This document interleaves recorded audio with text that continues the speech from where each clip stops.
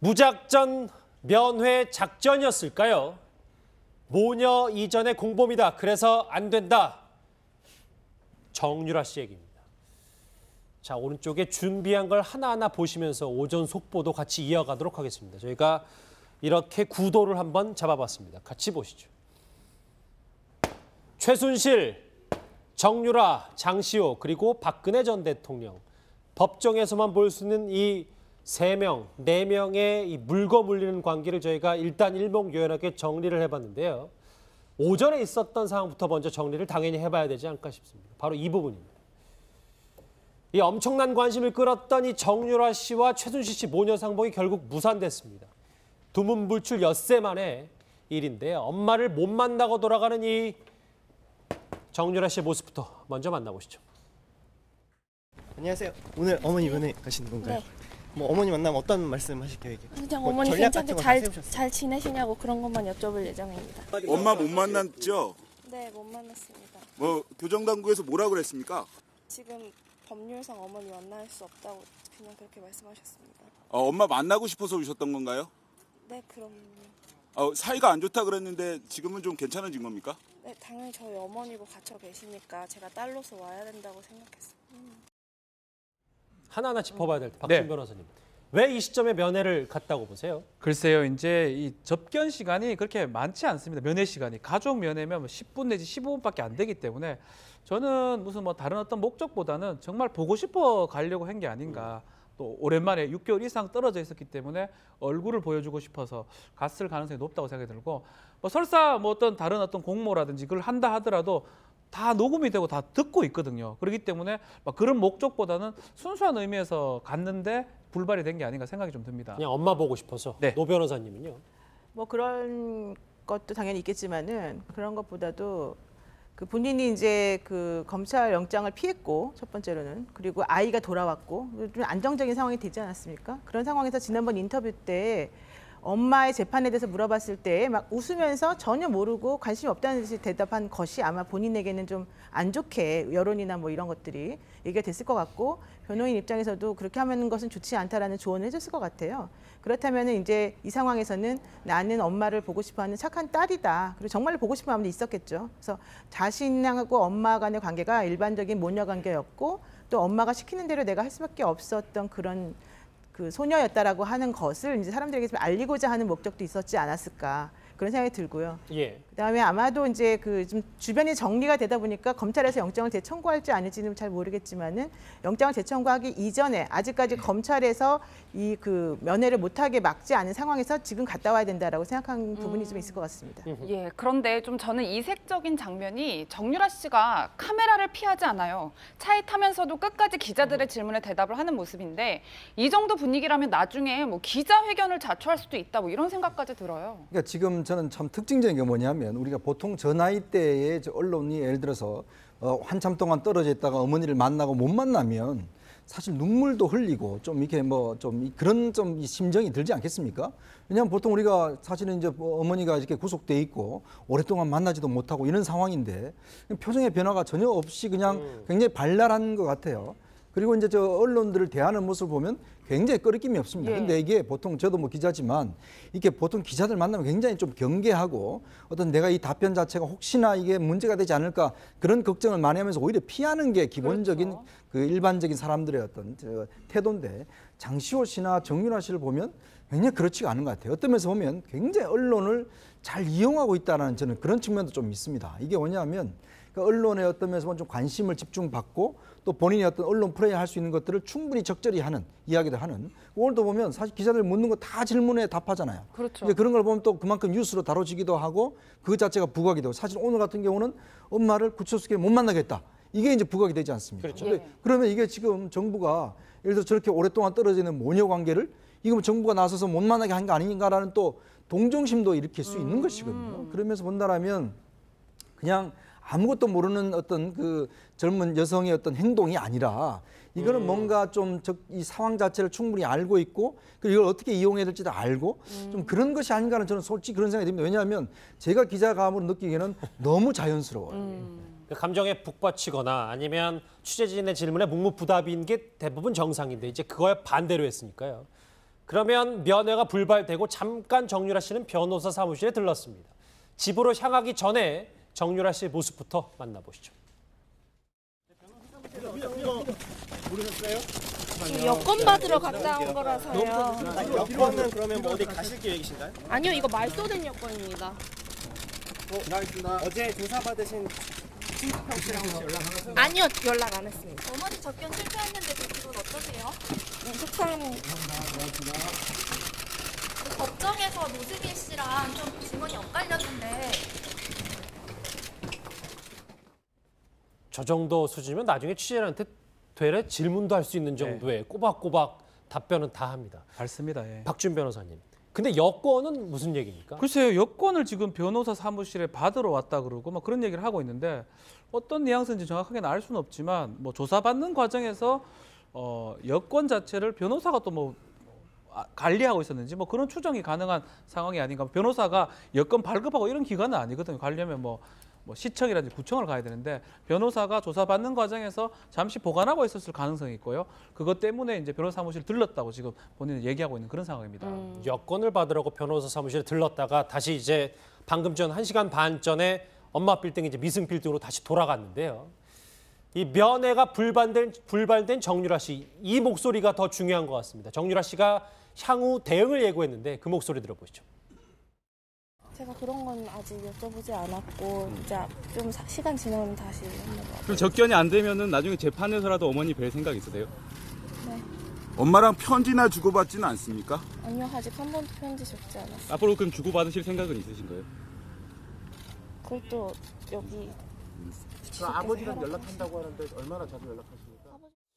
한마디 한마디 눈을 뗄 수가 없어가지고 오른쪽에 준비한 거 한번 다시 보죠. 지금까지 이제 면회 불발에 초점을 맞췄다면 방금 전에 들어섰던 이 정유라 씨의 말, 재판에서라도 이 말을 좀 주목해야 됩니다. 예, 노 변호사님 뭐 재판에서라도 엄마를 보겠다 이런 취지로 이제 답변을 한 건데 그렇다면 엄마의 재판에 내가 증인으로 참석을 하겠다 뭐 이런 뜻이라고 볼 수 있을까요? 그러니까 여러 가지 복선이 있는 것 같은데 원래 가족 중에 한 명이 재판을 받게 되면 당연히 나머지 가족들이 관심을 가지고 재판을 볼 수밖에 없는 구조 그렇죠. 아니겠습니까?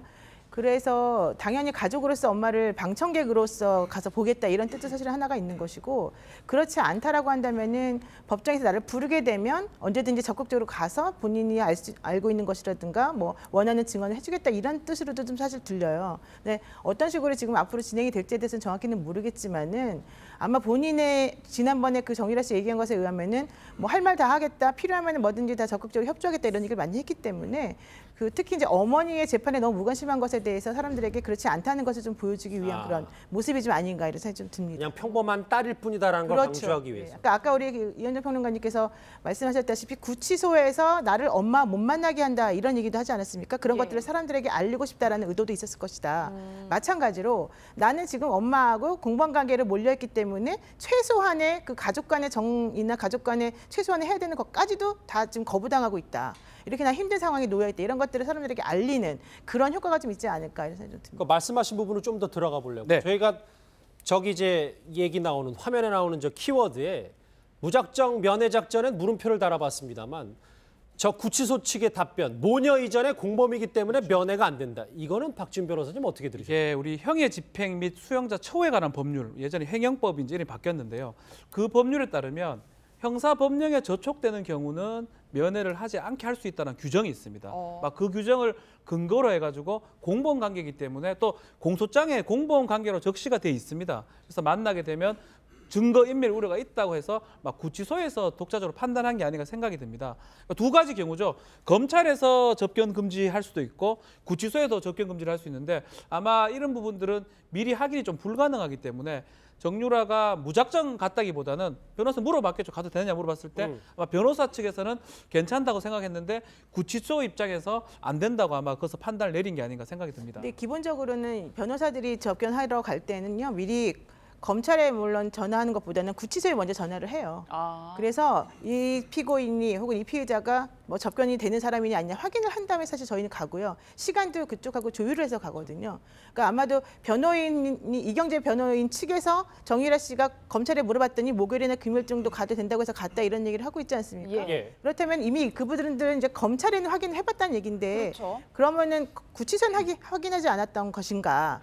그건 약간 조금 치밀하지 않고 좀 이상하다 이런 생각을 좀 가질 수 있죠. 그러면 검찰이 좀 잘못 알고 얘기해 준 거다. 뭐 저희가 이렇게 판단을 하면 그건 아닌 것 같아요. 왜냐하면 검찰에서는 뭐 접견 금지를 요청하지 않았다 이런 측으로만 얘기를 했었을 것이고 검찰이 굳이 구치소가 어떻게 지금 할 것인지에 대해서까지 미리 알아서 알려줄 필요는 없는 거거든요. 그러니까 변호사를 통해서 만약에 접근하려는 생각이 있었다고 한다면은 변호인 측에서 양쪽을 다 조율해가지고 확인해볼 필요가 있죠. 왜냐하면 이분들은 그냥 일반적인 모녀지간이 아니고 공범이기 때문에 그리고 원래 공범이라고 하는 사람들, 필요적 공범인 경우에는 당연히 분리 수용하게 되고 당연히 서로 간 얘기를 못하게 하는 게 기본이기 때문에 제가 봤을 때는 이 묻지마 면회 신청이나 묻지마 면회에는 어느 정도에는 약간의 전략이 들어있는 게 아닌가 이런 생각 좀 합니다.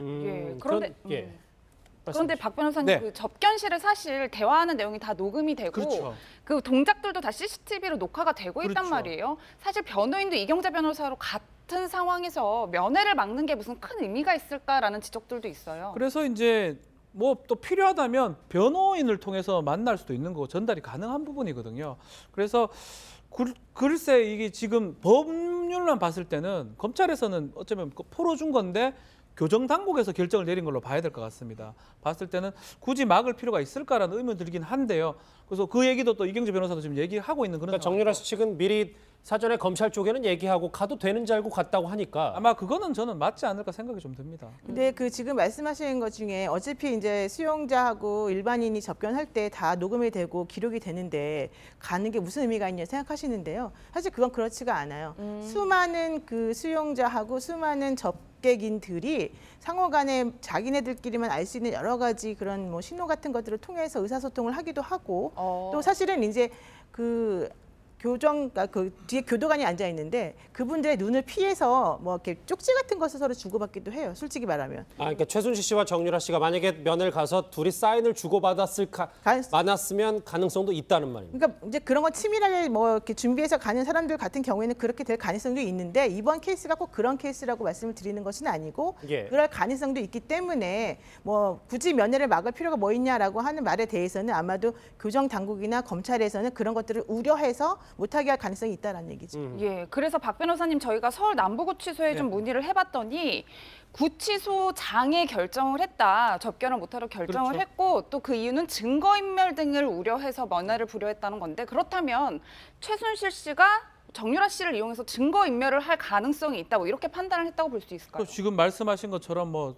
수신호라든지 눈빛이라든지 아니면 쪽지라든지 이럴 가능성이 충분히 있다는 겁니다. 그리고 법률 규정도 사실 있고요. 형의 집행 및 수용자 처우에 관한 법률에 따르면 그런 것들 면회를 금지할 수 있도록 할 수 있기 때문에 아마 이 신청이 들어왔을 때 구치소장, 남부구치소장이 판단했던 부분 같아요. 혹시라도 문제가 될 우려가 있기 때문에 법대로 그냥 적용하자라고 생각을 한 것 같습니다. 막 그러다 보니까 면회가 불허된 게 아닌가.